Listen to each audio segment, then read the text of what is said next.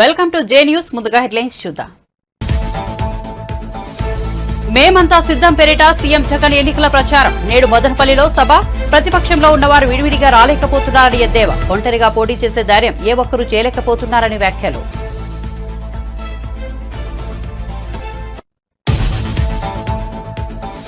అధికారం కోల్పోయిన ప్రెస్టేషన్లో కేసీఆర్ మాట్లాడుతున్నారన్న సీఎం రేవంత్ రెడ్డి. వేల పుస్తకాలు చదివిన కేసీఆర్ కు కరువు ఎప్పుడు వస్తుందో తెలియదా అని ప్రశ్న.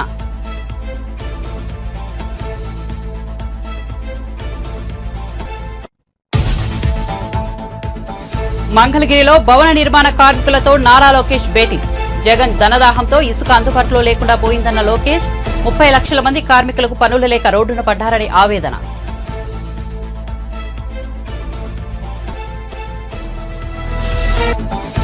సిద్దిపేట కలెక్టర్ కు వినతి పత్రం అందజేసిన మాజీ మంత్రి హరీష్ రావు. కాంగ్రెస్ సర్కార్ అలసత్వంతో రాష్ట్రంలో కరువు పరిస్థితులు వచ్చాయని వ్యాఖ్య. రైతులకు భరోసా కల్పించే తీరిక సీఎం మంత్రులకు లేదని వెల్లడి.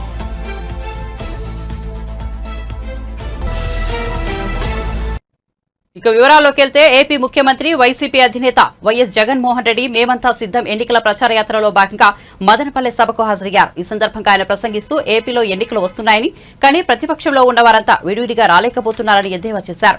ఒంటరిగా పోటీ చేసే ధైర్యం ఏ ఒక్కరికీ లేదని ఎత్తిపొడిచారు. అధికారం కోసం గుంపులుగా తోడేళ్ల మందల జెండాలు జతకట్టి అబద్దాలతో వస్తున్నారని విమర్శించారు. జెండాలు జతకట్టడమే వారి పని అని, మీ గుండెల్లో గుడి కట్టడమే జగన్ చేసిన పని అని పేర్కొన్నారు.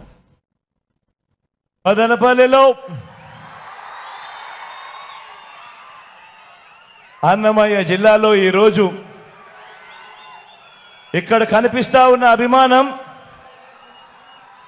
ఒక జన సముద్రాన్ని తలపిస్తా ఉంది. తోడు కుట్రలు కుతంత్రాలతో ఈరోజు రాజకీయాలు కేవలం ఈ ఒక్క జగన్ కోసం, ఒక్క జగన్ను వ్యతిరేకించడం కోసం ఎంతమంది ఏకమవుతా ఉన్నారు అనంటే ఆలోచన చేయమని అడుగుతా ఉన్నాను. మీ జగనే గన ప్రతి ఇంటికి మంచి చేయకపోయింటే, మీ జగనే గన మేనిఫెస్టోలో చెప్పిన ప్రతి హామీని కూడా నెరవేర్చకపోయింటే, మరి ఇంతమంది తోడేళ్ళు, ఇన్ని కుట్రలు, ఇన్ని మోసాలు, ఇన్ని జెండాలు జతకట్టి కేవలం ఒకే ఒక్కడి మీద ఇంతమంది వస్తా ఉన్న పరిస్థితికి కారణమేమిటి అని ఆలోచన చేయమని అడుగుతా ఉన్నా. కానీ వాళ్ళందరికీ కూడా తెలియని విషయం ఒకటి ఉంది.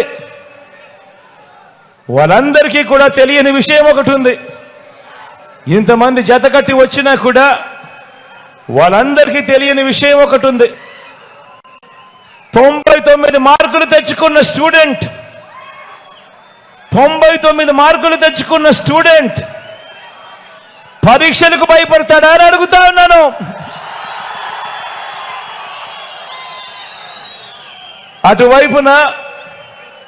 అటువైపున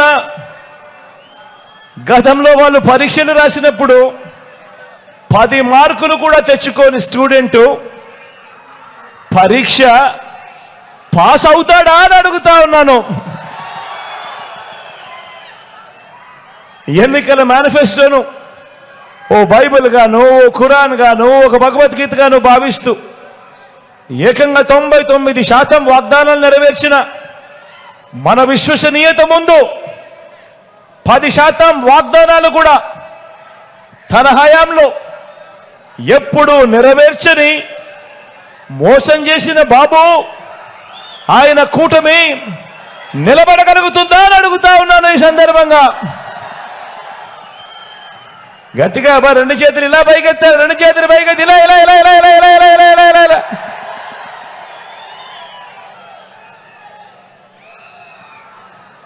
విలువలు, విశ్వసనీయత లేని ఇలాంటి వారితో, విలువలు విశ్వసనీయతలు లేని ఇలాంటి వారితో 30 పార్టీలు కలిసి వచ్చిన ఇలాంటి పొత్తులను చూసి మన అభిమానులు కానీ, మన పార్టీ నాయకులు కానీ, మన పార్టీ కార్యకర్తలు కానీ, మన వాలంటీర్లు కానీ ఇంటింట అభివృద్ధి అందుకున్న ఆ పేద వర్గాలు కానీ వీరిలో ఏ ఒక్కరైనా కూడా భయపడతారా అని అడుగుతా ఉన్నాను. రెండు చేతుల పైకి. 10 ఏళ్ల తర్వాత కేసీఆర్ కు రైతులు గుర్తుకు వచ్చారని సీఎం రేవంత్ రెడ్డి విమర్శించారు. అధికారం కోల్పోయిన ప్రెస్టేషన్ లో కేసీఆర్ మాట్లాడుతున్నారని మండిపడ్డారు. కేసీఆర్ పరిస్థితి చూసి సానుభూతి తెలియజేస్తున్నామని చెప్పారు. కాంగ్రెస్ తెచ్చిన కరువు అని కేసీఆర్ అంటున్నారని, వర్షాలు ఎప్పుడు పడ్డాయో చెప్పాలన్నారు. 1000 పుస్తకాలు చదివిన కేసీఆర్ కు కరువు ఎప్పుడు వస్తుందో తెలియదా అని సీఎం ప్రశ్నించారు. కేసీఆర్ ప్రతిపక్ష నాయకుడిగా 100% పనిచేయాలని, ఆయన చేసిన సూచనలను ప్రభుత్వం స్వీకరిస్తుందని తెలిపారు సీఎం రేవంత్ రెడ్డి. 200 మంది రైతులు చనిపోయారని కేసీఆర్ అంటున్నారని, నిజంగా చనిపోతే వివరాలిస్తే నష్టపరిహారం ఇచ్చి రైతులను ఆదుకుంటామని రేవంత్ ప్రకటించారు. 10 ఏళ్ల కేసీఆర్ పాలనలో తెలంగాణ విధ్వంసానికి గురైందని ఆరోపించారు. అందుకు కాంగ్రెస్ పార్టీ కార్యకర్తలను ప్రత్యేకంగా అభినందిస్తున్నా. ఎందుకంటే అధికారం కోల్పోకపోయి ఉండుంటే, అధికారం కోల్పోయిన దుఃఖంలో ఆయన కిందపడి గాయం కాకపోయిన ఉండుంటే, అవినీతిలో పాల్పడి కూతురు జైలుకు పోకపోయిన ఉంటే చంద్రశేఖరరావు గారు మనకు కనిపించడానికి కూడా దొరకకపోవు. తుపాకీ గుండుకు అందకపోవు, దొంగకు దొరకకపోవు. వారు అధికారం కోల్పోయినందుకు, కిందపడి గాయమైనందుకు, కూతురు జైలుకు పోయినందుకు మాకు కొంత సానుభూతి ఉంది సాటి మానవుడిగా. కానీ ఆయన వ్యవహరించిన తీరు మాత్రం ఆక్షేపణీయము. కాంగ్రెస్ వచ్చింది, కరువు వచ్చింది అంటున్నాడు. 80,000 పుస్తకాలు చదివిన చంద్రశేఖరరావు వానాకాలం ఎప్పుడు వస్తుంది, చలికాలం ఎప్పుడు వస్తుందో నీకు తెలియకుండా పోయిందా? జూలై, ఆగస్టు, సెప్టెంబర్, అక్టోబర్ వానకాలం, నవంబరు, డిసెంబరు, జనవరి, ఫిబ్రవరి చలికాలం. కాంగ్రెస్ ఎప్పుడు అధికారంలోకి వచ్చింది? డిసెంబర్ 7 తారీఖు నాడు వచ్చింది. చలికాలంలో వానలు పడతాయా? సార్ ఒకవేళ వేసుకున్నప్పుడు వాన పడ్డట్టు అనిపిస్తే నాకు తెలియదు. మరి July, August, September, October, November, December 7 తారీఖు మేము ప్రమాణ స్వీకారం చేసే వరకు తమరే ముఖ్యమంత్రిగా ఉంటుంది, తమరి ప్రభుత్వమే అధికారంలో ఉండే. మరి తమరి పాపాలకే కదా వరుణదేవుడు భయపడిపోయి వానలు గురవక కరువు వచ్చింది. నీ వారసత్వంగా కరువుతో పాటు 7 లక్షల కోట్ల రూపాయల అప్పులు కూడా మాకు అప్పచెప్తే, ఆ రోజు నుంచి రోజుకు 18 నుంచి 20 గంటలు మేము కష్టపడి దీన్ని సరిదిద్దడానికి ప్రయత్నం చేస్తున్నాము. నువ్వు చేసిన పాపాలను మా ఖాతాలో రాయాలని మీరు ప్రయత్నించడం ఏమన్నా మర్యాదగా ఉన్నదా చంద్రశేఖరరావు గారు? నేను ఒక్కటే అడగదలుచుకున్నా, ఏరా రాము వానకాలం అంటే నీకు తెలియదా అంటే, అదెందుకు తెలియదు సార్, చలికాలంలో వస్తుందని వెనకటి కూడా భలే చెప్పిండట. చంద్రశేఖరరావు గారు కూడా గట్లే చలికాలంలో వచ్చి ఇప్పుడు ఎండాకాలంలోకి అడుగు పెడుతున్నాం. మేము వచ్చింది ఎప్పుడు, వానలు రాకపోయేప్పుడు, కరువు మేమెప్పుడు తెస్తుమే? నీవు చేసిన కర్మ మాకు తగులుకున్నది. నువ్వు చేసిన పాపాలు ఎట్లా నీ పిల్లలకు తగులుకొని జైలుకోతురో, ముఖ్యమంత్రిగా ఈ రాష్ట్రానికి చేసిన నువ్వు అన్యాయము, ఆ వానకాలంలో వానలు పడకపోవడం వల్ల, 23లో వానలు పడకపోవడం వల్ల 24లో కరువు వచ్చింది. మేము వచ్చింది చలికాలంలో, చలికాలం నుంచి ఎండాకాలం పోతున్నాం. నిజంగానే కాంగ్రెస్ వచ్చినాక కరువు వచ్చిందా లేదా అనేది రేపు వచ్చే జూలై నుంచి సెప్టెంబర్ వరకు వానలు పడుతున్నాయా, వానలు పడతలేవా, కాంగ్రెస్ వల్ల ఏమన్నా ప్రకృతి మన మీద పగబట్టిందని లెక్క అప్పుడు తెలుస్తుంది. అప్పుడే 100 రోజులు కాలేదు మేము వచ్చి, ఇక అది చేయలే ఇది చేయలే. మేము ఉన్నప్పుడు రైతుల ఖాతాల మేము రైతు బంధు 10 రోజుల్లో వేసినాం అన్నాడు. అంటే నిజంగా ముఖ్యమంత్రిగా పనిచేసి ప్రధాన ప్రతిపక్ష నాయకుడుగా వివేకాను చంపిందెవరో దేవుడికి కడప జిల్లా ప్రజలకు తెలుసునని అన్నారు. ఆ జిల్లా ప్రజలంటే అందులో మీరు కూడా ఒకరు కదా. అలాంటప్పుడు హత్య ఎవరు చేశారో, ఎవరు చేయించారో మీకు తెలిసినట్టే కదా అని ఎందుకు బయటపెట్టడం లేదని నిలదీశారు. చెప్పాల్సిన బాధ్యత సీఎంగా మీపై ఉంది. అవినాష్ రెడ్డిని ఎందుకు కాపాడుతున్నారో సమాధానం చెప్పాలని సునీత ప్రశ్నించారు. ఈ కేసులో ఆయన ప్రమేయం గురించి తెలిస్తే ఇంకేమైనా బయటకు వస్తాయని భయపడుతున్నారా? అంత భయం దేనికి అని మాజీ మంత్రి వైఎస్ వివేకానందరెడ్డి కుమార్తె సునీత ప్రశ్నించారు. అమరావతిలో నిర్వహించిన మీడియా సమావేశంలో సునీత మాట్లాడారు. యాక్చువల్గా చూస్తే ఏం జరిగిందంటే, నాన్న చనిపోయాక, నాన్న మర్డర్ అయిపోయినాక నన్ను నాతో మీరు ఆడుకున్నారు ఒక తోలు బొమ్మలాటలాగా. అప్పట్లో నేను స్టేట్ ఎలక్షన్ కమిషన్కి వెళ్ళినప్పుడు వెసులుబాటు చేయడంలో మీరు చేసింది కానీ, లేక అప్పట్లో హైదరాబాద్లో ప్రెస్ మీట్ పెట్టించింది కానీ, ఆ ప్రెస్ మీట్లో అవినాష్ గురించి మాట్లాడాల్సింది కానీ, అన్నీ మీరు చెప్పినట్లు చేయాల్సింది వచ్చింది కదా. అప్పట్లో మిమ్మల్ని అంత గుడ్డిగా నమ్మినాను. అది గ్రహించి నేను చేసిన తప్పును నేను సరిదిద్దుకునే సమయం వచ్చింది ఇప్పుడు. మొన్న రవిమామ ఎమ్మెల్యే గారు, కమలాపురం ఎమ్మెల్యే గారు కూడా ఇదే మాట అంటున్నారు. నేను వాళ్ళ ట్రాప్లో పడ్డానంట. ట్రాప్లో పడింది ఎవరు? నేను పడ్డాను, ప్రజలు కూడా పడ్డారు ట్రాప్లో. ఎవరినైనా ఒక్కసారి మోసం చేయొచ్చు, పదే పదే మోసం చేయలేరు. ప్రజలను కూడా పదే పదే మోసం చేయలేరు. ఒకసారి మోసం చేశారు. ప్రజలకు కూడా తెలివైన వాళ్ళకు కూడా నిజమేంటి అనేది తెలుస్తుంది, గ్రహిస్తారు. ఇమోషనల్గా మాట్లాడే మాటలతోటి ప్రతిసారి అందరినీ మోసం చేయలేరు. హైదరాబాద్లో కానీ కడపలో కానీ నేను కొన్ని పాయింట్స్ రేస్ చేశాను. అన్నగా నాకు ఆన్సర్ చెప్పకపోయినా పర్వాలేదు, కానీ చీఫ్ మినిస్టర్గా మీకు దానికి రెస్పాన్స్ ఇవ్వాల్సిన బాధ్యత ఉంది. దేవుడికి తెలుసు, కడపలో ప్రజలందరికీ తెలుసు ఎవరు చంపారు అని చెప్పారు. కడపలో ప్రజలంటే మీరు కూడా ఒకరు కదా. పోనీ మీరు కడపకు సంబంధించిన కాదనుకున్నారా? ఇప్పుడు కడపలో ప్రజలకు తెలిసిందంటే కన్నా మీకు కూడా తెలిసినట్లే కదా ఎవరు చంపారు అని. అట్లా ఎవరు చంపించారు అని కూడా తెలిసిండాలి కదా. మరి అది ఎందుకు బయట పెట్టడం లేదు? ఇది చెప్పాల్సిన బాధ్యత మీకుంది చీఫ్ మినిస్టర్గా. అవినాష్ని కాపాడుతున్నాడు అని చెప్తున్నాను. ఎందుకు కాపాడుతున్నారు? ఈ ప్రశ్నకు జవాబు రావాలి. అవినాష్ గురించి ఇన్ఫర్మేషన్ బయటకు వస్తే ఇంకా వేరే ఏమేమి వస్తాయని భయపడుతున్నారా? అంత భయం ఎందుకు మీకు? ప్రజలు అర్థం చేసుకోవాలి ఎందుకు భయపడుతున్నాడు. మీకు డైరెక్ట్గా మాట్లాడాలంటే చెప్పండి. మీ సాక్షి ఛానల్కి వస్తాను, మీతో డిబేట్ చేద్దాము. ప్రజలు అర్థం చేసుకుంటారు ఎవరేం చెప్తున్నారని చెప్పి. నాకు అభ్యంతరం లేదు. మీ సాక్షి ఛానల్కి నేను వస్తాను, నిజానిజాలు బయటకు వస్తాయి. ఈరోజు ఇడుపులపాయలో షర్మిల గారు పోటీ చేయబోతున్నానని అనౌన్స్ చేయడానికి ప్లాన్ చేస్తున్నారు. I congratulate her. మా నాన్నగారు తను ఎంపీ పోటీ చేయడానికి అని చెప్పి శ్రాయశక్తులా ప్రయత్నించారు. ఆ ప్రయత్నంలోనే హత్య చేయబడ్డాడు. సో ఈరోజు తను ముందుకెళ్ళి అది చేస్తుంది అంటే అది నాకు చాలా ఎమోషనల్గా it's very important moment. Peddanna YS Rajasekhara Reddy గారు చనిపోయినాక మీరు జైలుకు పోయినప్పుడు 2012 సంవత్సరంలో బై ఎలక్షన్స్లో 18 ఎమ్మెల్యేలు ఒక ఎంపీ పోటీ చేస్తే మీరు లేనప్పుడు తను క్యాంపెయిన్ చేసి తను కష్టపడి ఆ ఎలక్షన్లో 15 మంది ఎమ్మెల్యేలను ఒక ఎంపీని గెలిపించేలా కృషి చేసింది. అది ఎలా మర్చిపోయారు? తర్వాత మీరు జైల్లో ఉండగా మరో ప్రజా ప్రస్థానమని ఎండనక వాననక నెలలు తరబడి ఇంట్లో లేకుండా పిల్లల్ని ఇంట్లో వదిలిపెట్టేసి మీ పార్టీని నిలబెట్టింది. అంత కష్టపడి నిలబెట్టినాక మీరు జైలు నుంచి బయటకు వచ్చాక తను ఇంకా పవర్ఫుల్ అవుతాదని భయపడి మీరు తనను పక్కన పెట్టారు. అన్న కోరిక మీదుగా తను గమ్మునుండిపోయింది. ఇవన్నీ గ్రహించి నాన్న తనకి న్యాయం చేయాలని చెప్పి తనను ఎంపీ క్యాండిడేట్గా పెట్టాలని ప్రయత్నించినప్పుడు తనకున్న సపోర్ట్ కూడా లేకుండా ఉండాలి అని భయపడ్డారా? టీడీపీ జాతీయ ప్రధాన కార్యదర్శి నారా లోకేష్ మంగళగిరి నియోజకవర్గంపై పూర్తి స్థాయిలో దృష్టి కేంద్రీకరించారు. గత ఎన్నికల్లో మంగళగిరి నియోజకవర్గం నుంచి పోటీ చేసి ఓడిపోయిన లోకేష్ ఈసారి పక్కా ప్రణాళికతో ముందుకు పోతున్నారు. మంగళగిరి నియోజకవర్గంలో భవన నిర్మాణ కార్మికులతో భేటీ అయ్యారు. దీనిపై ఆయన సోషల్ మీడియాలో వివరాలు పంచుకున్నారు. జగన్ ధనదాహంతో ఇసుక అందుబాటులో లేకుండా చేయడంతో రాష్ట్రంలోని 30 లక్షల మంది భవన నిర్మాణ కార్మికులు పనులు లేక రోడ్డున పడ్డారని ఆవేదన వ్యక్తం చేశారు. ప్రజాప్రభుత్వం ఏర్పడిన వెంటనే ఇసుక రేటు తగ్గించి అమరావతి నిర్మాణ పనులు వేగవంతం చేస్తామని హామీ ఇచ్చారు. భవన నిర్మాణ కార్మికుల సంక్షేమానికి పెద్దపీట వేస్తానని భరోసా ఇచ్చారని నారా లోకేష్ వివరించారు. ఆంధ్ర రాష్ట్రానికి జగనవర వైరస్ వచ్చింది.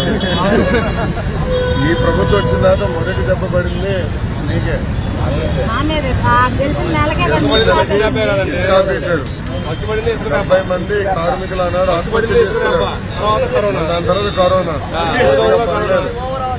కేంద్ర ప్రభుత్వం ఇచ్చిన నిధులు కూడా ఇవ్వలేదు. ఇసుక ధర పెంచేశారు, ధరలు పెంచారు, స్టీల్ ధర పెంచారు, అన్ని పెంచారు. చావు దెబ్బలాగా ఇప్పుడు అమరావతి పనులు కూడా ఆపేశారు. అమరావతి పనులు జరిగినప్పుడల్లా దీనిలో పనులు రాజధాని పని కూడా జరగదు. పని ఉండేది అమరావతి జరిగేది ఆపేశారు. అమరావతి పనులు జరగట్లేదు. ఇంకా ధరలు పెరిగినాయి. అన్ని పెరిగినాయి, క్వార్టర్ బాటిల్ కూడా పెరిగింది, మందు బిల్లు డబ్బులు పెరిగినాయి, చిన్న మందు బిల్లు తీసుకుంటాం ఆ డబ్బులు. లోక్సభ ఎన్నికల తర్వాత ముఖ్యమంత్రి రేవంత్ రెడ్డి బీజేపీలోకి వెళ్లడం పక్కా అని బీఆర్ఎస్ వర్కింగ్ ప్రెసిడెంట్ కేటీఆర్ అన్నారు. ఈ విషయంపై ఆయన ఎందుకు స్పందించడం లేదని ప్రశ్నించారు. రేవంత్ రెడ్డి జేబు దొంగల మాదిరి జేబులో కత్తెర పెట్టుకుని తిరుగుతుంటాడట, మెడలో పేగులు వేసుకుని తిరిగేవాడు ముఖ్యమంత్రి అని విమర్శించారు. ప్రభుత్వాన్ని పడగొడితే మానవ బాంబు అవుతానని అంటున్నాడు, కానీ మాకు అవసరం లేదని ఆయన పక్కనే నల్గొండ, ఖమ్మం మానవ బాంబులే కూలగొడతారని హెచ్చరించారు. మేడ్చల్ నియోజకవర్గంలో ఏర్పాటు చేసిన మల్కాజ్గిరి పార్లమెంట్ విస్తృత స్థాయి సమావేశంలో కేటీఆర్ పాల్గొన్నారు. సంక్షేమ కార్యక్రమాలు కేసు స్పందన లేదు. ఆఖరికి మొన్న పోయిన ఆగస్టులా చెప్పుకున్నదందుకు సిగ్గు ఇజ్జత్ మానం ఏదైనా ఉండాలి, కనీసం ఆలోచన ఉండాలి. ఒక ఫైలు కదిలి ప్రాసెస్ అయ్యి రావాలంటేనే నెలలు పడుతుంది. పోయిన ఆగస్టులోనే ఎప్పుడో పని అయిపోయింది. మధ్యలో ఎలక్షన్లు చుట్లా మరి ఆనాడు ఎలక్షన్ కోడ్ వల్ల కొద్దిగా ఆలస్యమైంది. ఈ ఎలక్షన్ నువ్వు కూడా అనుకోలే, మేము కూడా అనుకోలే మేము ఓడిపోతామని. ఆయన కూడా అనుకోలే, అసలు రేవంత్ రెడ్డి గారు కూడా గెలుస్తా అనుకోలేదు. చాలా మందికి చెప్పుకున్నాడు వాళ్ళ దోస్తులకు, మనం ఇప్పట్లో గెలిచేది ఉందా పీకేది ఉందా, 2028-29లో చూసుకుందాం అని కాంగ్రెస్ వాళ్ళకి చాలా మందికి చెప్పుకున్నాడు. కానీ అదృష్టమైనది బాగుంది, తంత గారెల బుట్టలో పడ్డట్టు ఆయనతో వచ్చి ముఖ్యమంత్రి కుర్చీలో పడ్డాడు. కానీ అబద్ధాలు చెప్తాడు. బాధ ఎక్కడ అంటే అబద్ధాలు, పచ్చి అబద్ధాలు. నేనే తెచ్చినా అంటాడు. నిన్న మొన్నటిదాకా ఇదే రేవంత్ రెడ్డి ఏమన్నాడు, అసలు బీజేపీ వాళ్ళు బీఆర్ఎస్ వాళ్ళు ఒకటే, వీళ్ళంతా లోపల బదులుకున్నారు నిన్న మొన్నటి దాకా ప్రచారం చేసిండు. కానీ నిన్న మొన్న ఏం మాట్లాడుతున్నాడు, మళ్ళీ ఈ కాగితం తీసుకొచ్చి ఇగో కేసీఆర్ 10 ఏళ్ళకెళ్ళి బీజేపీతో పంచాయతీ పెట్టుకున్నాడు కాబట్టి వాళ్ళు ఇయ్యలేదు, నేనేమో మంచిగా పోయి అడిగినా అందుకే ఇచ్చిండ్రంటుడు. రేవంత్ రెడ్డిని ఒక మాట మీద నిలవాడు. నిన్న మొన్నటి దాకానేమో బీఆర్ఎస్ బీజేపీ ఒకటే అంటివి, మేము లోపల దోస్తులు వంటివి. ఇయ్యాలనేమో బయటికి వచ్చి లేదు 10 ఏళ్ళు పంచాయతీ పెట్టుకున్నారు కాబట్టి వాళ్ళకి ఇయ్యలేదు, నేను పోయి మంచి మాటతో అడిగితే ఇచ్చినా అని చెప్పి డైలాగులు కొడుతున్నావు. వాస్తవం నీ ఆత్మ కూడా తెలుసు, పోయిన గవర్నమెంట్లో పని అయిపోయింది, నీకు మాత్రం కాగితం నీ చేతికి వచ్చింది. ఆ చేతికి వచ్చిన కాగితాన్ని పట్టుకొని ఇలా నోటికి వచ్చిన మాటలు మాట్లాడుతున్నావు. ఇంకొక ఉదాహరణ కూడా మీకు చెప్తానండి రేవంత్ రెడ్డి గారి అబద్ధాల గురించి. మన గవర్నమెంట్లో మనం 1,60,283 మంది పిల్లలకు మనం ప్రభుత్వ ఉద్యోగాలు ఇచ్చినాం 10 ఏళ్లలో. భారతదేశంలో ఏ ప్రభుత్వం ఇయ్యలే అన్ని ఉద్యోగాలు. కానీ చెప్పుకున్నట్లా మనం ఫెయిల్ అయినాం, పిల్లలకు సంజాయించుకున్నట్లా చెప్పుకున్నట్లా మనం ఫెయిల్ అయినాం. అందరికంటే ఉద్యోగాలు ఇచ్చినాం, కానీ అందరికంటే దొబ్బులు వాళ్ళతో మనమే తిన్నాం. అయ్యో ఏం ఉద్యోగాలు రాలేనట్టు. కానీ అలా రేవంత్ రెడ్డి చూడు కథ, ఎల్బీ స్టేడియంలో మీటింగ్ పెడతాడు. ఇగో చూసినావా నేను ఇచ్చేసిన 30,000 కాగితాలు, 30,000 ఉద్యోగాలు ఇచ్చిన 3 నెలల్లో అని చెప్పి డైలాగులు కొడుతుండు. అన్న నాకు తెలియక అడుగుతా, పిల్లలు పుట్టాలంటే పెళ్లి కావాలి, సంసారం చేయాలి, అప్పుడే పిల్లలు పుడతారు కదనే. మరి నువ్వు వచ్చినాక ఇచ్చిన నోటిఫికేషన్లు ఎన్ని, నువ్వు వచ్చినాక పెట్టిన పరీక్షలు ఎన్ని, ఒక్కటి కూడా లేదు. అంటే కేసీఆర్ గారి ప్రభుత్వంలో పెట్టిన నోటిఫికేషన్లు. జనసేన పవన్ కళ్యాణ్ పిఠాపురం నియోజకవర్గ ప్రజలతో మమేకమయ్యేందుకు ప్రయత్నిస్తున్నారు. నియోజకవర్గంలో విస్తృతంగా పర్యటిస్తూ అన్ని వర్గాల వారికి దగ్గరవ్వాలని కోరుకుంటున్నారు. ఈ మధ్యాహ్నం పొన్నాడు గ్రామంలో పర్యటించారు. ఇంటింటికి వెళ్లి అక్కడి ప్రజలను ఆప్యాయంగా పలకరించారు. ఓ సామాన్యుడి ఇంటికి పవన్ కళ్యాణ్ వెళ్లగా అక్కడ నెలకొన్న కోలాహలం మామూలుగా లేదు. పవన్ కళ్యాణ్ అంతటివాడు తమ ఇంటికి రావడంతో ఆ కుటుంబానికి చెందిన వారు ఉబ్బి తబ్బిబ్బోయారు.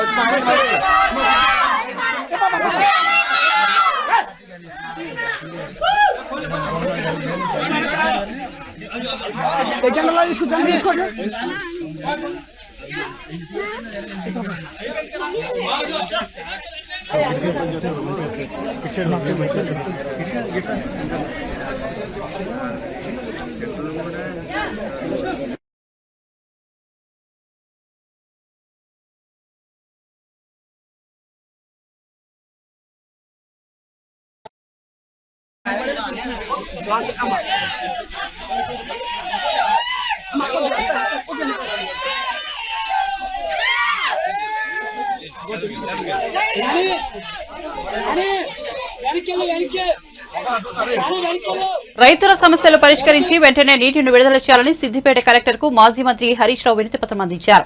కాంగ్రెస్ పార్టీ అడుగడుగునా రైతులకు అన్యాయం చేస్తోందని ఆరోపించారు. కాంగ్రెస్ వచ్చాక నీళ్లు తగ్గి అన్నదాతలకు కన్నీళ్లు పెరిగాయని విమర్శించారు. ఉత్తమ్ కుమార్ రెడ్డి గారు 200 మంది రైతులు ఆత్మహత్య చేసుకున్నారంటే ఆయన అవహేళనగా మాట్లాడుతున్నాడు. బాధపడాల్సింది పోయి రైతుల్ని ఆదుకోవాల్సింది పోయి 200 మంది బీఆర్ఎస్ నాయకులు మా పార్టీలో చేరిండ్రు అని మాట్లాడుతున్నారు. ఇలా కాంగ్రెస్ పార్టీకి రైతులంటే పట్టదు, రైతుల కష్టాలంటే ఒక జోక్ లాగా వ్యవహరిస్తా ఉన్నారు కాంగ్రెస్ పార్టీ నాయకులు. ఇలా రాజకీయాల్లో లాభ నష్టాలను బేరీజు వేసుకుంటున్నారు. విపక్ష నాయకుల ఇళ్లలోకి వెళ్లి పార్టీలో చేర్చుకోవడం మీద ఉన్న శ్రద్ధ రైతుల్ని ఆదుకునే విషయంలో కాంగ్రెస్ ప్రభుత్వానికి లేకపోయింది. ఇలా పంటలు ఎండిపోతుంటే ముఖ్యమంత్రో మంత్రో ఎక్కడన్నా ఎండిపోయిన పంటలు చూడడానికి కనీసం బయటకు వచ్చి చూసిందా? ఎవరైనా రైతులు ఆత్మహత్య చేసుకుంటే పోయి అరే వద్దు చనిపోకండి అని ఒక ఆత్మస్థైర్యాన్ని నింపి రైతు కుటుంబాలను పరామర్శించడానికి ఈ ముఖ్యమంత్రికి ఈ మంత్రులకు టైం దొరకలేదా? ఎంతసేపు మమ్మల్ని తిట్టుడు, మా పార్టీ నాయకులను ఇళ్లలోకి పోయి కడువాలు కప్పుడు, మా మీద అక్రమంగా కేసులు పెట్టుడు, దీంట్లో బిజీ ఉన్నారు మీరు. కానీ రైతులను ఆదుకునే విషయంలో గాని, చనిపోయిన రైతు కుటుంబాలను పరామర్శించే విషయంలో గాని, ఎండిపోయిన పంటలను చూసి రైతులకు ధైర్యం చెప్పడానికి మీకు టైం దొరకలేదు. ఎంతసేపు మా మీద బురద జల్లాలి, మమ్మల్ని అక్రమంగా కేసులు పెట్టి ఇరికిచ్చాలి, దీంట్లో బిజీ ఉన్నది ఇవాళ ఈ కాంగ్రెస్ ప్రభుత్వం. ఇలా రైతులు అన్ని విషయాలు గమనిస్తున్నారు. ఆనాడు కేసీఆర్ ఉండగా ఇవాళ రైతులను కంటికి రెప్పలాగా మేము కాపాడుకున్నాం. అరే మిషన్ కాకతీయ పెట్టి చెరువులు బాగా చేసుకున్నాం, పెండింగ్ ప్రాజెక్టు పూర్తి చేసినాం, కాళేశ్వరం లాంటి మెగా ప్రాజెక్టు కట్టినాం. ఎక్కడ రైతులకు ఎప్పుడు నీళ్లు కావాలంటే చిటికేస్తే రైతులకు నీళ్లు అందించినాం. కేసీఆర్ ఉండగా ఎక్కడ ఊర్లలో బోరుబండ్లు కనవల్లే, క్రేన్లు కనవల్లే, బాయిల పూడికెత్తీత లేదు. ఇలా కాంగ్రెస్ వాళ్ళు రాగానే ఊరికి బోర్లు వేసి రైతుల చెమట చుక్కలు, రైతుల కష్టం, రక్తం అంతా కూడా బోరు పొక్కలలో పోయే పరిస్థితి వచ్చింది. ఇలా మళ్ళీ ఇది ఇలా కాంగ్రెస్ పార్టీ చేస్తున్నది. ఇప్పటికైనా కాంగ్రెస్ ప్రభుత్వం రాజకీయాలు మానండి, రైతులను కాపాడండి. కేసీఆర్ ను విమర్శించడం కాదు, ఇలా తక్షణమే క్షేత్రస్థాయిలోకి రైతులను ఆదుకోవడానికి ప్రభుత్వం కదలాలని చెప్పి మేము డిమాండ్ చేస్తా ఉన్నాం. రాష్ట్రంలో సంచలనం సృష్టించిన ఫోన్ ట్యాపింగ్ కేసులో బీఆర్ఎస్ అధినేత కేసీఆర్, హరీష్ రావు, కేటీఆర్, వెంకట్రామరెడ్డి పేర్లలో నిందితులుగా చేర్చాలని బీజేపీ నేత రఘునందన్ రావు డిమాండ్ చేశారు. మంగళవారం హైదరాబాద్ లో నిర్వహించిన మీడియా సమావేశంలో రఘునందన్ మాట్లాడారు. ఈ అంశంలో హరీష్ రావు నాటకాలను ప్రజలు నమ్మబోరని ఆయన వ్యాఖ్యానించారు. అసలు ఫోన్ ట్యాపింగ్ ఉదంతంపై 2014 నుంచే విచారణ చేపట్టాలని డిమాండ్ చేశారు. మునుగోడు ఉప ఎన్నికల్లో 3.5 కోట్లు పట్టుకున్న నాటి కాంగ్రెస్ అభ్యర్థి కోమిరెడ్డి రాజగోపాల్ రెడ్డి ఎందుకు ఫిర్యాదు చేయలేదని రఘునందన్ ప్రశ్నించారు. ఎమ్మెల్యేల కొనుగోలు కేసులో ఐపీఎస్ అధికారి స్టీఫెన్ రవీంద్ర చెప్పిన 30 కోట్లు ఎక్కడికి పోయాయని ఆయన ప్రశ్నించారు. ఈ విషయంలో తాను చేసిన ఫిర్యాదుపై పోలీసులు, ఉన్నతాధికారులు ఎందుకు ప్రశ్నించడం లేదని నిలదీశారు.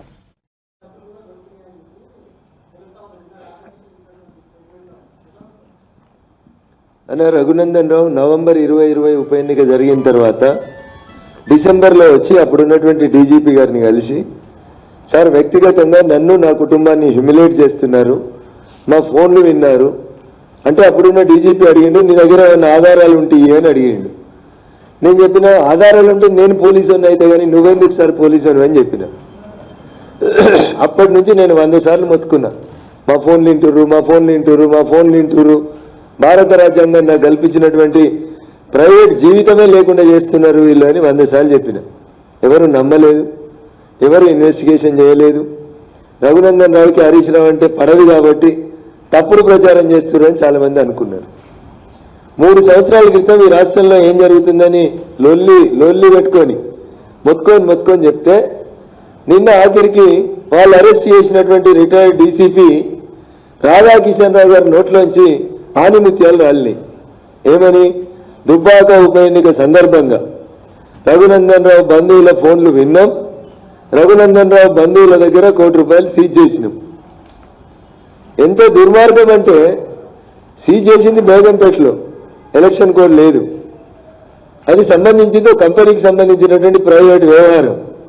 దుర్మార్గం ఏంటంటే దాంట్లో నన్ను ముద్దాయిగా చేర్చిండ్రు. కాంగ్రెస్ ప్రభుత్వంలో ఒక గౌరవప్రద స్థానంలో ఉండి శాసనసభ్యులుగా ఉన్నటువంటి గౌరవనీయులు చెన్నూరు శాసనసభ్యులు వివేక్ వెంకటస్వామి గారిని కూడా దాంట్లో ముద్దాయిగా చేర్చారు.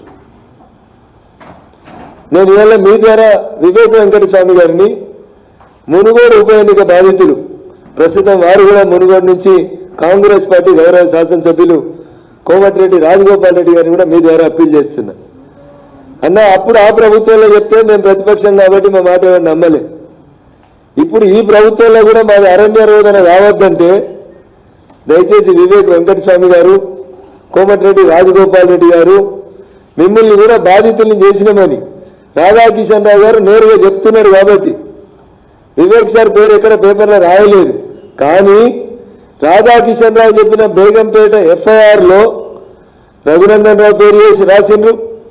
అప్పటి మా భారతీయ జనతా పార్టీ నాయకులు, ప్రస్తుత చెన్నూరు శాసనసభ్యులు వివేక్ వెంకటస్వామి గారి పేరు రాసిండ్రు. అందుకని నేను వివేక్ వెంకటస్వామి గారికి, కోమటిరెడ్డి రాజగోపాల్ రెడ్డి గారికి చేసే అప్పీల్, చాలా మంది నేతలు బీఆర్ఎస్ ను వీడిన పార్టీ నేతలు తనని ఎక్కువగా టార్గెట్ చేసి ఆరోపణలు చేస్తున్నారని ఎమ్మెల్యే కడియం శ్రీహరి అన్నారు. హైదరాబాద్ లో ఆయన మీడియాతో మాట్లాడారు. మనవరాలు వయసున్న అమ్మాయి చేతిలో ఎర్రబెల్లి ఓటమి సిగ్గుచేటని కడియం విమర్శించారు. పల్లా రాజేశ్వరరెడ్డి బీఆర్ఎస్ కు చీడపురుగులా మారారని ఆరోపించారు. ఒకటి నియోజకవర్గ ప్రజలు, నియోజకవర్గ సమస్యలు, భారతీయ జనతా పార్టీ యొక్క దళిత వ్యతిరేక ధోరణి, తెలంగాణ వ్యతిరేక ధోరణి పార్టీలో చేరటానికి కారణమైనవి అని చెప్పి నేను ఈ సందర్భంగా తెలియజేస్తున్నాను. భారత రాష్ట్ర సమితిని వదలడం కొంత బాధగానే ఉంది. కేసీఆర్ గారి పట్ల నాకు గౌరవం కూడా ఉంది. చాలామంది పార్టీలు మారుతున్నారు. పార్టీలు మారిన ఎవరిపైన కూడా పార్టీ అంత తీవ్ర స్థాయిలో స్పందించలేదు. కానీ నా విషయంలో మాత్రము చాలా తీవ్ర స్థాయిలో పార్టీ స్పందిస్తున్నారు. విపరీతమైన ధోరణితో మాట్లాడుతున్నారు. ఈర్ష్య, ద్వేషాలు వాళ్ళ మాటలలో స్పష్టంగా కనిపిస్తున్నాయి. నిన్నటి వరకు వారితోనే ఉన్నాను, నా గురించి తెలియనిది ఏముండదు, కానీ మాట్లాడే పద్ధతి, సంస్కారం, సభ్యత లేకుండా మాట్లాడుతున్నారు. మాజీ మంత్రి దయాకర్ రావు గారు అంటారు కేసీఆర్ కుమార్తెకు 3వ స్థానం వస్తుంది అని. మరి ఇక్కడ కేసీఆర్ కుమార్తె నిలబడతలేదు, కడియం శ్రీహరి కుమార్తె నిలబడుతున్నారు. అంటే ఏం మాట్లాడుతున్నాం కూడా అర్థం కావడం లేదు. ఎక్కడ మాట్లాడుతున్నాం, ఏ స్టేజ్ మీద మాట్లాడుతున్నాం కూడా అర్థం కావడం. దయాకర్ రావు గారు ఒకటి గుర్తుపెట్టుకోవాలి, మీరు మాట్లాడిన భాష నేను మాట్లాడను, కానీ 100 కోట్ల రూపాయలు ఖర్చు పెట్టి పాలకుర్తి నియోజకవర్గంలో పనులు చేస్తే నీ మనుమరాలి వయస్సున్న అమ్మాయి చేతిలో చావు దెబ్బతిన్నావు.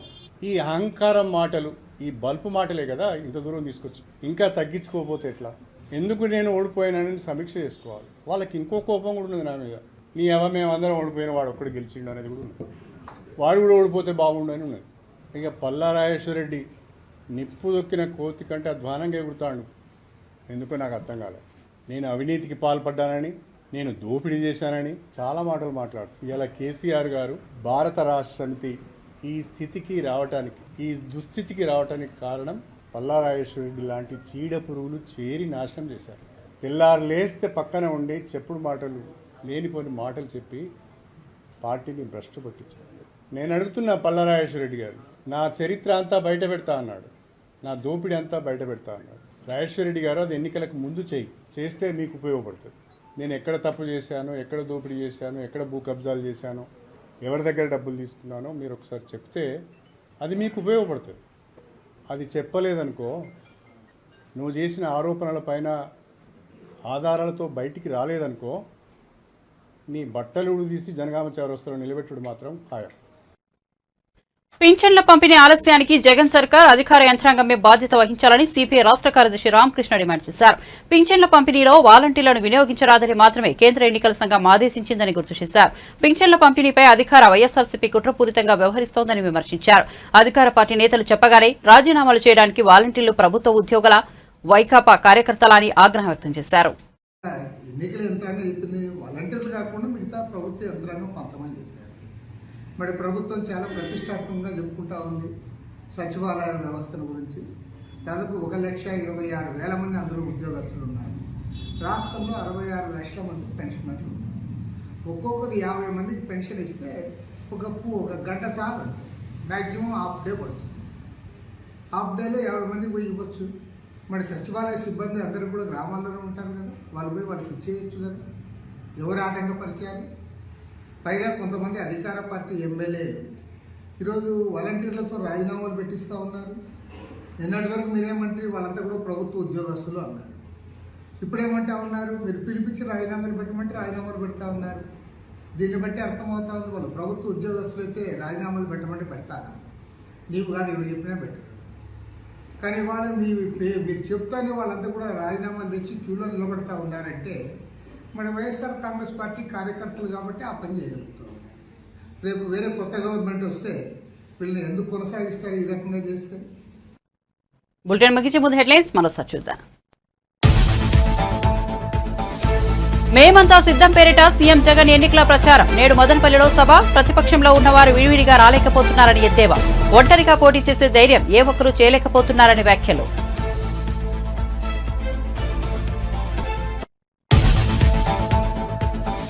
అధికారం కోల్పోయిన ప్రెస్టేషన్లో కేసీఆర్ మాట్లాడుతుండో అన్న సీఎం రేవంత్ రెడ్డి. వేల పుస్తకాలు చదివిన కేసీఆర్ కు కరువు ఎప్పుడు వస్తుందో తెలియదా అని ప్రశ్న.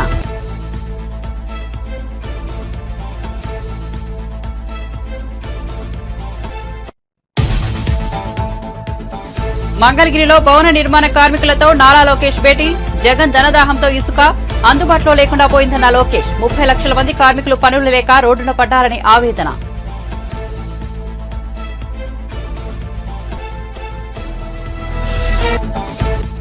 సిద్దిపేట కలెక్టర్ కు వినతి పత్రం అందజేసిన మాజీ మంత్రి హరీష్ రావు. కాంగ్రెస్ సర్కార్ అలసత్వంతో రాష్ట్రంలో కరువు పరిస్థితులు వచ్చాయని వ్యాఖ్య. రైతులకు భరోసా కల్పించే తీరిక సీఎం మంత్రులకు లేదని వెల్లడి.